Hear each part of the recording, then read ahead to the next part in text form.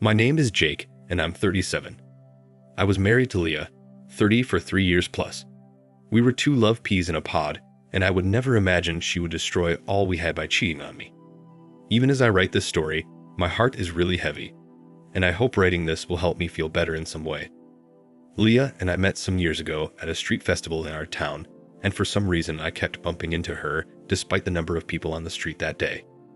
The last time I bumped into her, we had to stop and laugh because we had obviously seen each other at least 6 times that day.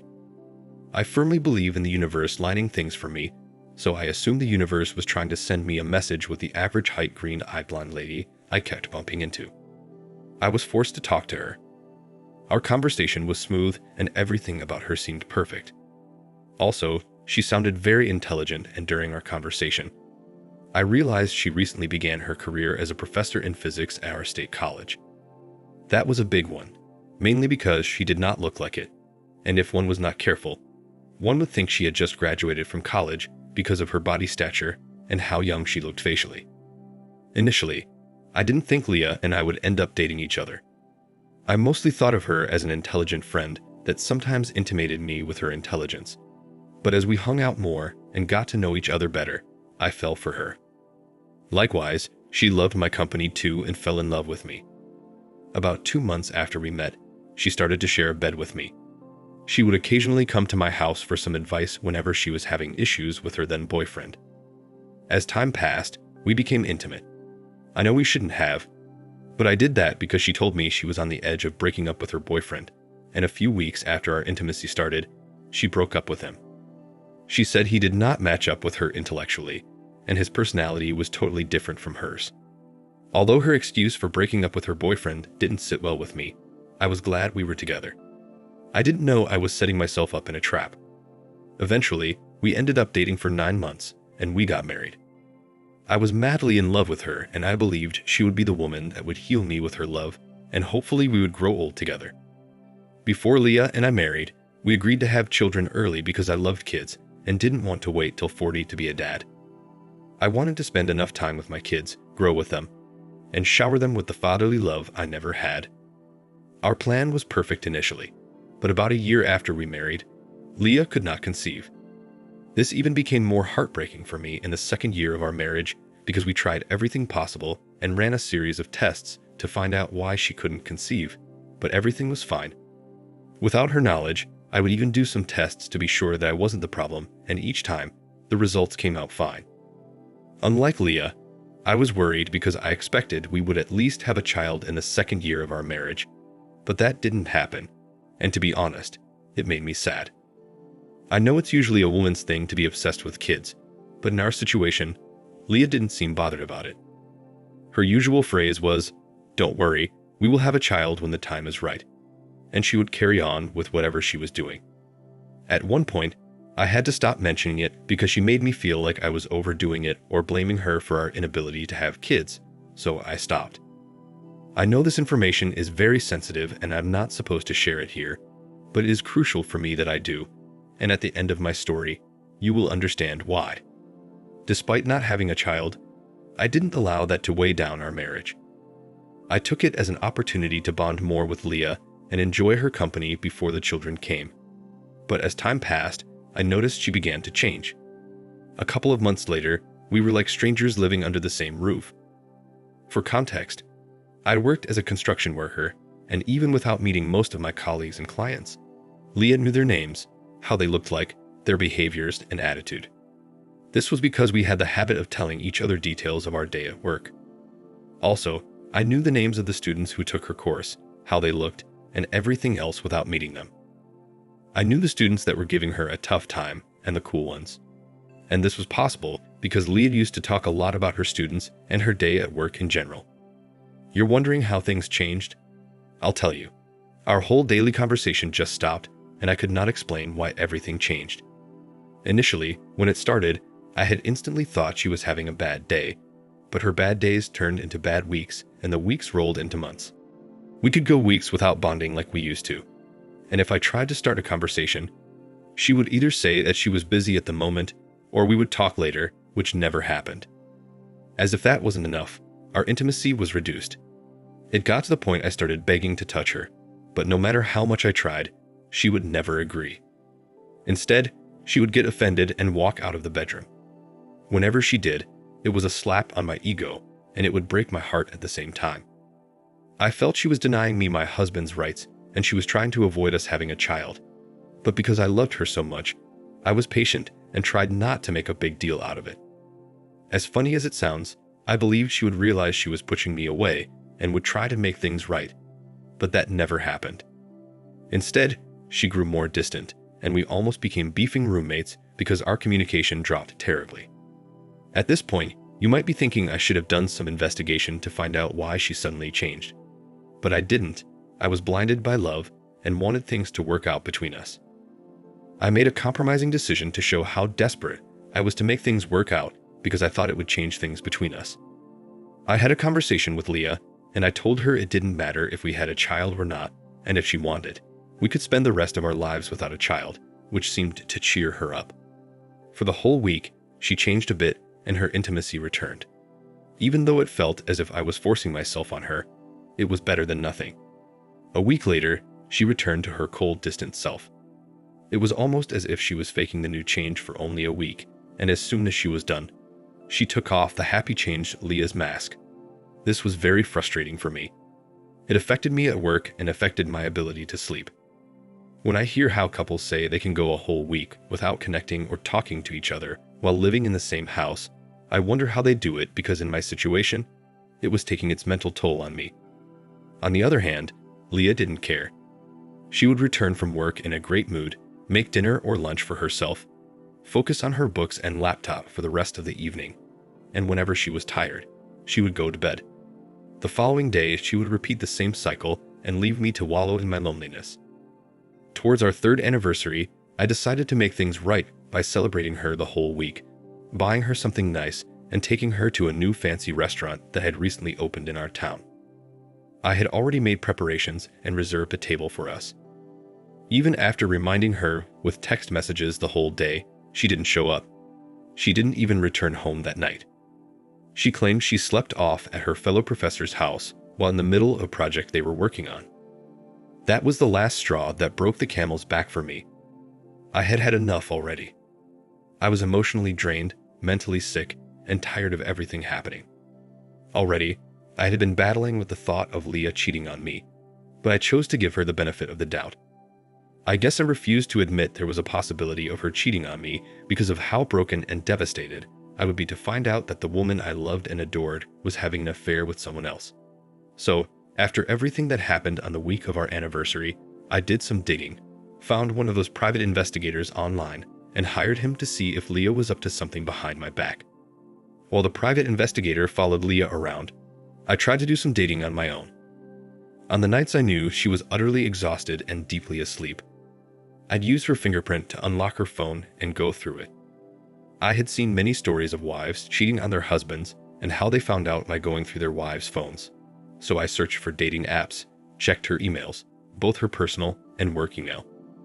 I checked her social media, searched for contacts saved with suspicious names and emojis, and after minutes of searching, I could not find anything. The next day, when she woke up, I asked if I could borrow her laptop to do something, and she gave it to me with glee. I used the opportunity to go through her laptop, hoping to discover anything there, but she was as clean as a weasel. There was no trace or evidence that she was cheating on me, and I even began to feel bad for hiring a private investigator to invade her privacy.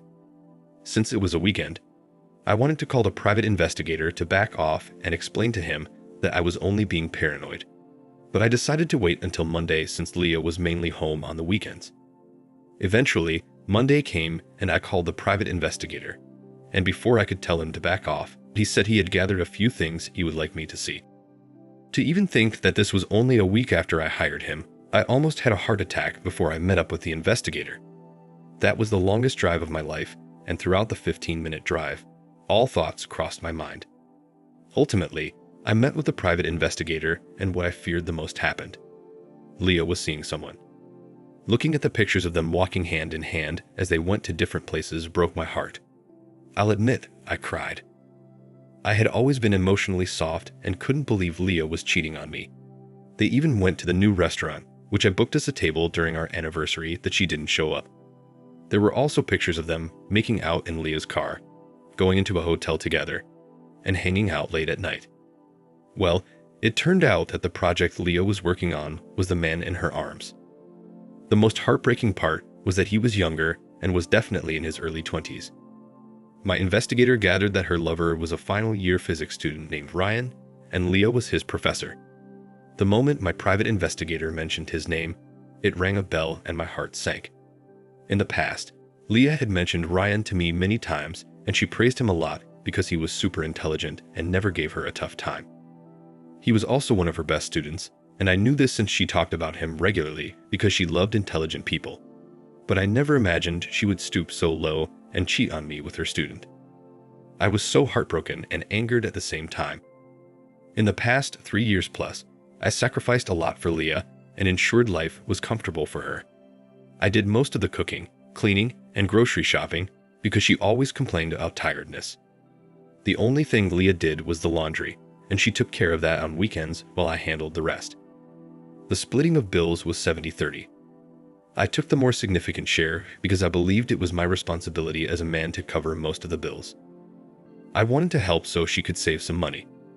I thought it was normal to try and help out the one you love, and that was precisely what I did. The worst was my mother not supporting my relationship and marriage with Leah, but I married her anyways, which shook our relationship. After recapping the past and returning to my reality, I got myself together and asked my private investigator to keep following Leah. I was unsatisfied with the picture evidence and wanted something more concrete. I wanted to catch them in the act. When I got home that day, I didn't say a word or confront her despite how injured I was and how tempting it was. I wanted to leave the house. I feared I would harm her in her sleep, so I packed a couple of clothes from the closet, and in the process of doing so, I found something that destroyed whatever love was left in my heart for Leah. I found birth control pills, packs of birth control pills carefully tucked under the pile of folded clothes. It didn't make sense to me initially because Leah could not conceive, which we had tried for 2 years and nothing happened.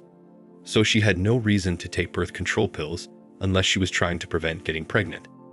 And almost immediately, it dawned on me that she had been taking birth control pills the whole time. She was the reason she could not conceive, yet she allowed me to worry and think something was wrong with us. I held the birth control pills and cried bitterly. Finding out she was on birth control pills hurt me more than knowing she cheated on me with a younger guy. Well, I left the house and told her I would visit my mother and would return that weekend. I wasn't. It was a bait, and I hoped she would take it. I had to lodge in the hotel that night to clear my head. The following day, my PI notified me that he had been following Leah the whole afternoon, and it seemed like she and her affair partner were heading to my house. This was precisely what I wanted. I had seen videos of men bursting into their cheating wives, and I was ready to go all out on her. I spiced things up by promptly hiring a videographer and paid him to follow me. Shortly after Leah and Ryan arrived at my house, I arrived too, but I waited for them to settle. About 15 minutes later, I went into the house with my videographer. She never locks the front door, and I could bet on that, especially when she knew I wasn't coming home until the weekend. We crept to the room, and no one heard us because of the soft music playing in the living room. My stomach churned as I walked to our bedroom door, and without wasting time, I kicked the door open and made the videographer record Ryan standing behind Leah as they did it. The next minute, they were scurrying for their clothes like rats, and as soon as she wrapped her head around what was going on, she started screaming and yelling at me. I was so angry that I pulled her by the arm and threw her out of the house naked. Her affair partner managed to wear his pants, and he ran out before I could return to him. It was a terrible scene. She yelled and banged on the door, and the neighbors were forced to come out and see what it was. When she realized what she had done, she ran into the car and drove off with Ryan. Long story short, that same day, I forwarded all the pictures my PI gathered and the video from the videographer to the college she worked at. I got the idea from one of the many stories I've heard, and I knew how it would end, and things turned out as expected. The following week she was fired, and her dear lover was expelled in his final year.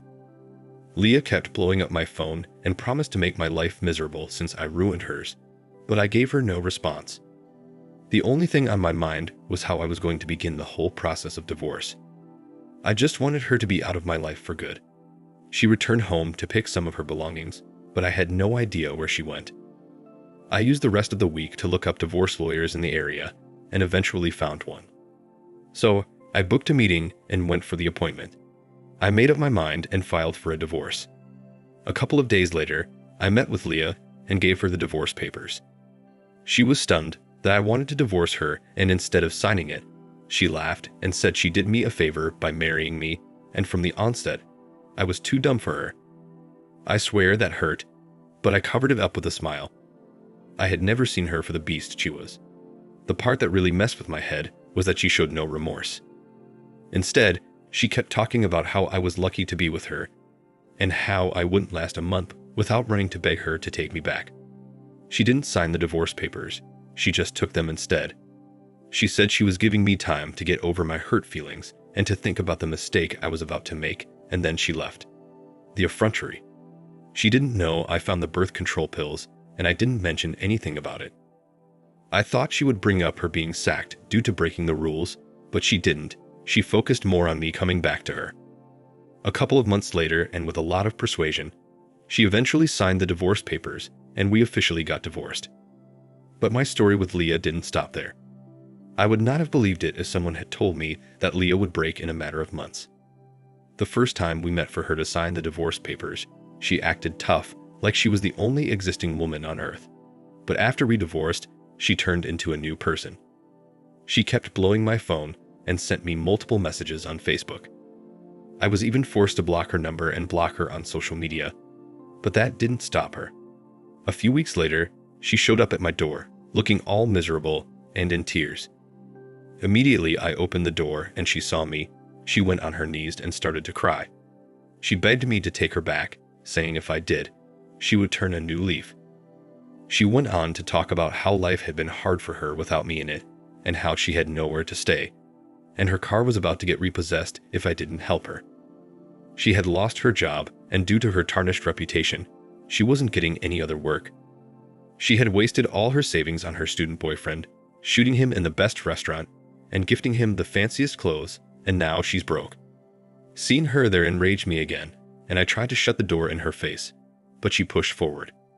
When her first pleas did not work, she pulled a different card and said she had a confession to make.